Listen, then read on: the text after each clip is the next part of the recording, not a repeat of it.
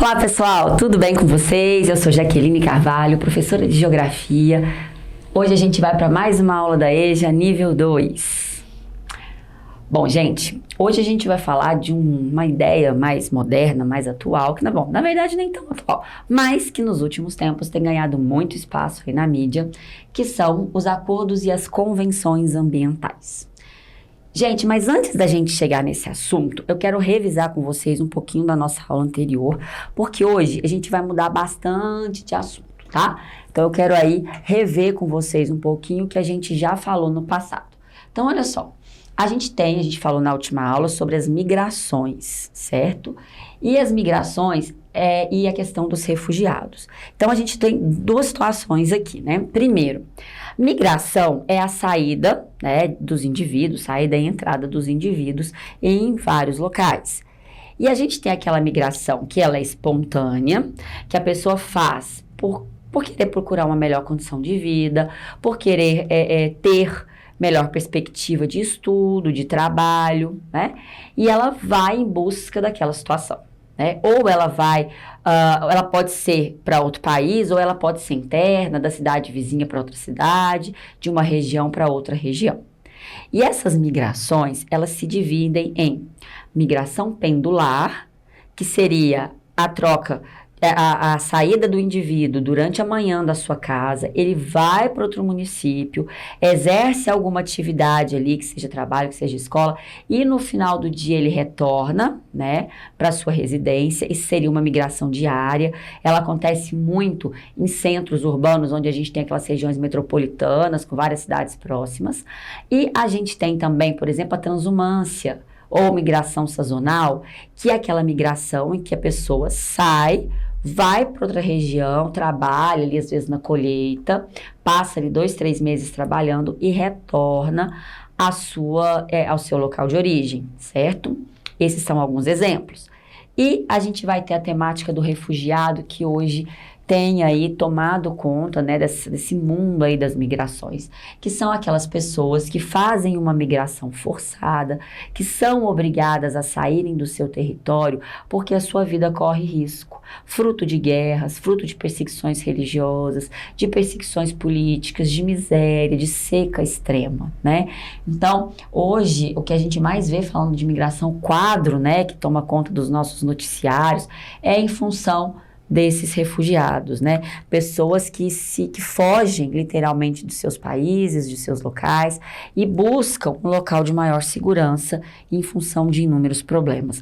E nem são todos os países que aceitam receber esses refugiados. Bom, vamos lá agora falar de meio ambiente. Então agora a gente vai mudar completamente de assunto, né?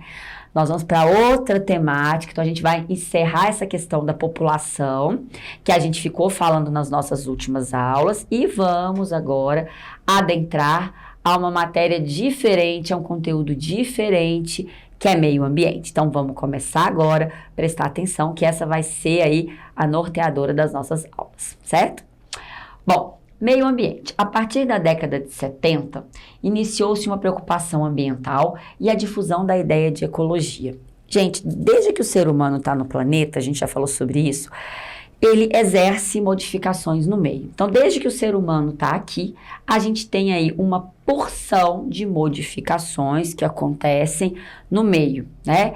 Desde pequenas até alterações grandes, né? Até alterações de grande montante. Só que no passado, o homem não se atentou que deveria ter essa preservação. Então, a gente ficou aí várias décadas, principalmente desde a industrialização, a gente veio, né,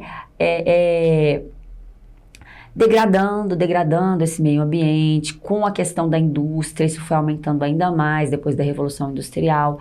E aí, chegou-se numa perspectiva, chegou-se um momento da nossa história que foi necessário o homem começar a se alertar, começar a perceber que algumas alterações no ambiente já estavam acontecendo e que talvez pudessem causar um dano maior à saúde humana, né, à vida humana no planeta. E aí começa a ser feito ações para cuidar melhor desse meio ambiente. E dentre essas ações, a gente começa, por exemplo, o surgimento de leis, né?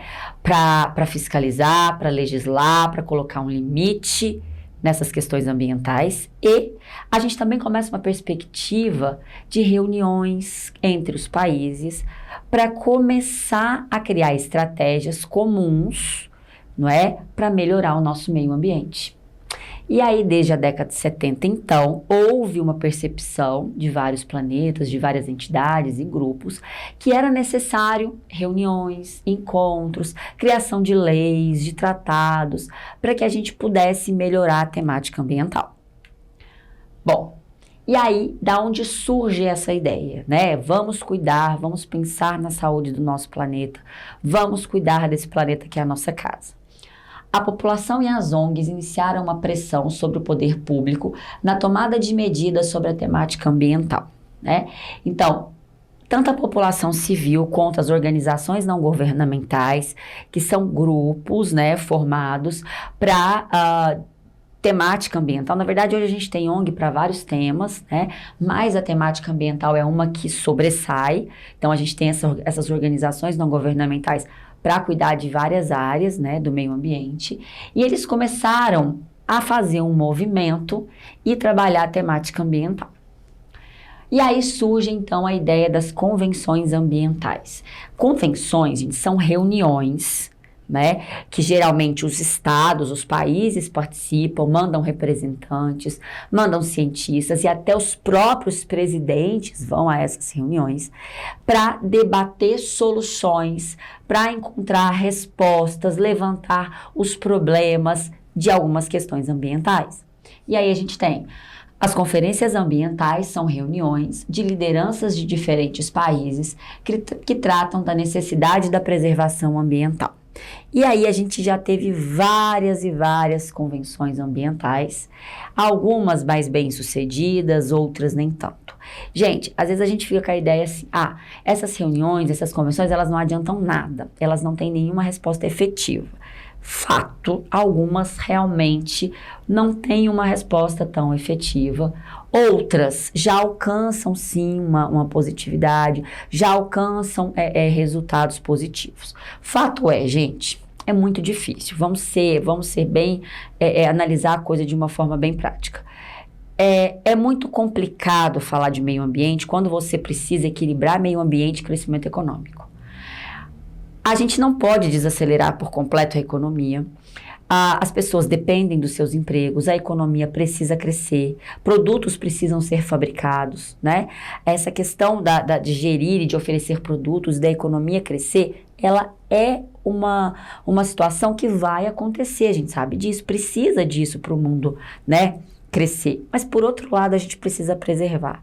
Achar, então, esse equilíbrio é muito complexo. Então, às vezes, nem todas as conferências ambientais, nem todas as convenções dão o resultado esperado, mas elas já dão um pequeno resultado, né? A gente já tem que comemorar esses pequenos resultados.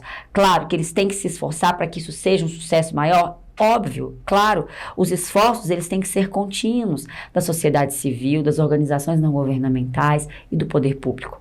Mas quando a gente já tem alguns resultados, a gente já tem que comemorar.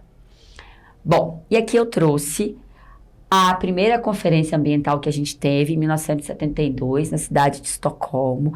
A gente traz ela como super importante, porque ela vai aí ser um referencial, né, para as outras conferências ambientais que a gente vai ter no planeta. E a gente tem uma grande conferência e para muitos cientistas, para muitos analistas ambientais internacionais, essa foi a conferência mais importante de todas, a Eco 92. Eu trouxe até aqui a capa de uma revista da Veja, quando ela foi realizada. E o mais legal, ela foi realizada no Rio de Janeiro, aqui no Brasil. Então, o Brasil teve a oportunidade de sediar a conferência, uma das conferências mais importantes do planeta. Tá? E foi aqui que a gente começa a lançar a ideia, né?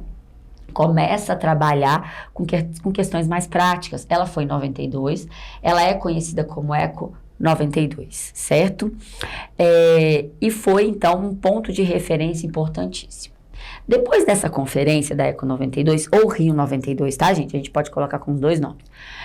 A gente vai ter a criação do Protocolo de Kyoto, um acordo assinado na cidade de Kyoto, no Japão, e que é fundamental para trabalhar as mudanças climáticas.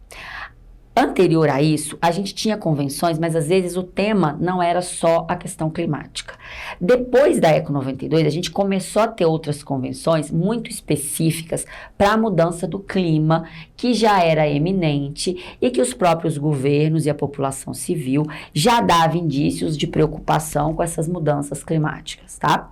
E aí a gente vai ter, então, a propositura do Acordo Ambiental, né, climático, do Protocolo de Kyoto.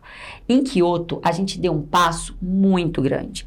Em Kyoto, gente, aqui a gente vai ter, né, a propositura de metas que cada país deveria contribuir, que cada país deveria trabalhar para diminuir as emissões de gases que poderiam afetar o efeito estufa e causar o aquecimento global, certo? Claro que nessa época já se sabia da questão do aquecimento global, né, que ele era uma temática recorrente, mas quais as ações poderiam ser feitas? E aí os países começaram a receber metas, né, para trabalhar isso, certo? Para dizer qual meta? Então, por exemplo, o Brasil é o país mais industrializado que se tem? Não. É justo o país ficar com uma meta de redução igual à meta dos Estados Unidos ou da China, que são países que produzem muito mais na indústria? Não seria. Então, cada país recebeu uma meta para poluir menos a atmosfera de acordo com o seu grau de industrialização. E aí, a gente veio aí durante anos nessa tratativa do Protocolo de Kyoto. Alguns países conseguiram reduzir um pouco a sua meta, o Brasil foi um deles. Agora, bater a meta, gente, chegar naquilo que era esperado, grande parte dos países do mundo não conseguiram. Porque para fazer isso, você precisaria desacelerar a sua economia, você precisaria diminuir a questão da indústria, né, do processo industrial. E isso é complicado, porque a gente sabe que os países querem crescer economicamente, né? Então, a gente conseguiu diminuir, mas a gente não conseguiu bater as metas, né? Eu não estou falando só do Brasil, mas estou falando de outros países. Mas o Brasil, nesse momento, ele sim conseguiu aí um grande marcos importantes. Apesar de agora, no presente, a gente não ter tantos motivos para comemorar, nós já tivemos um momento em que nós conseguimos cumprir melhor as nossas metas. E aí vem agora, mais recentemente, a assinatura do Acordo de Paris, que é o último grande tratado em questão climática do mundo. Gente, a gente já teve outros, tá? Eu trouxe aqui os principais, eu trouxe aqui pouquíssimas das convenções que já existiram, a gente teve inúmeras convenções, tá? E aqui a gente tem o Acordo de Paris, que é um acordo do qual o Brasil faz parte, tá? O Acordo de Paris, então olha só, o tratado tem como objetivo reduzir o aquecimento global e entrou em vigor em 2016. E em 2020, ele substituiu o Protocolo de Kyoto. Então, eles fizeram uma análise do Protocolo de Kyoto, viu que estava sendo positivo, viu os países que estavam conseguindo agregar, viram qual cenário favorável que Kyoto trouxe, fizeram algumas adequações e montaram o Acordo de Paris, certo? E o Acordo de Paris, então, ele vai substituir o Protocolo de Kyoto, tá? E o Brasil é signatário. A gente teve vários países do mundo que entraram nesse acordo. Os Estados Unidos inicialmente entrou, depois saiu no governo do Donald Trump, retornando, né? Com o governo do John Biden, no ano passado, os Estados Unidos retorna ao Protocolo de Paris. E esse é a grande aposta para o futuro, é a grande tendência que os países vão seguir para tentar reduzir aí as emissões de gases que podem contribuir para o aquecimento global, tá? Então, a gente provavelmente ainda vai ouvir falar muito no Acordo de Paris, certo? Porque é um acordo que tem ainda muito a ser feito, muito a ser debatido. Ele é jovem, se a gente for pensar, então ele ainda vai colher muitos frutos. Então, aí, a gente tem hoje 147 países que já ratificaram um acordo, entre eles o Brasil. Isso é um acordo que outros países podem vir a entrar. Se a gente pensar que países membros da ONU, a gente tem cerca de 193 hoje no mundo, reconhecidos pela ONU, 147 terem assinado, já é um número bem satisfatório. Já é um número que a gente tem que comemorar, né? Porque aí mais da metade do mundo tem e concorda com a ideia de melhoria na qualidade de vida, de melhoria na questão ambiental, tá? Então aqui a gente tem essa questão do Acordo de Paris. Nós vamos ver aí um videozinho rápido sobre, esclarecendo mais sobre esse acordo, gente. Nossa sociedade vive hoje em um cenário de urgência climática. A temperatura da Terra já atingiu um aumento de 1 grau Celsius em relação a níveis pré-industriais. E isso nos leva a graves impactos na biodiversidade, água, oceanos, produção de alimentos e eventos naturais extremos. A Conferência de Clima da ONU, em dezembro de 2015, reuniu 195 países para finalizar o primeiro acordo realmente global para frear as emissões de gases do efeito estufa e lidar com os impactos da mudança climática. Um dos objetivos acordados foi de manter o aquecimento global muito abaixo de 2 graus Celsius, buscando ainda esforços para limitar o aumento da temperatura a 1,5 graus Celsius acima dos níveis pré-industriais. As metas apresentadas pelos países antes de Paris nos levam a cenários de aumento médio de 2,7 graus Celsius na temperatura global, níveis que podem gerar efeitos catastróficos. O acordo prevê metas para 2025 ou 2030 para a maioria dos países. Em 2018 e depois disso, a cada 5 anos, será feita uma revisão dos resultados já atingidos, das metas e de outras medidas propostas, o que permite que os países aumentem sua ambição. Um movimento climático já está acontecendo no mundo e sendo liderado por diferentes atores da sociedade civil, setor privado e público, que estão atentos com demandas e ações claras de justiça climática para um futuro de baixo carbono e seguro. Precisamos que nossos líderes mundiais continuem neste caminho iniciado em Paris. Se junte a este movimento, procure mais informações, implemente na sua vida, converse com sua família, amigos e pessoas conhecidas e peça aos tomadores de decisão de seu país para que tenhamos um futuro com qualidade de vida e segurança climática. Seja parte da solução.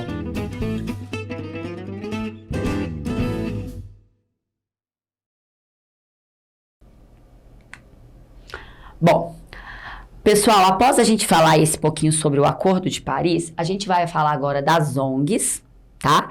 Que tem um papel muito importante nesse cenário, porque elas vão colocar pressão, elas vão fazer ações, elas vão cobrar do poder público atitudes. Então eu trouxe aqui uma ONG internacional super famosa, que é o Greenpeace. Gente, a gente tem ONG em vários segmentos, eu trouxe aqui as voltadas para a temática ambiental. Então a gente tem a Greenpeace e a gente tem uma aqui nacional que eu trouxe, a SOS Mata Atlântica, que também faz um trabalho diante desse cenário do meio ambiente aqui no nosso país e que são importantes por justamente se engajarem nessa luta, tá?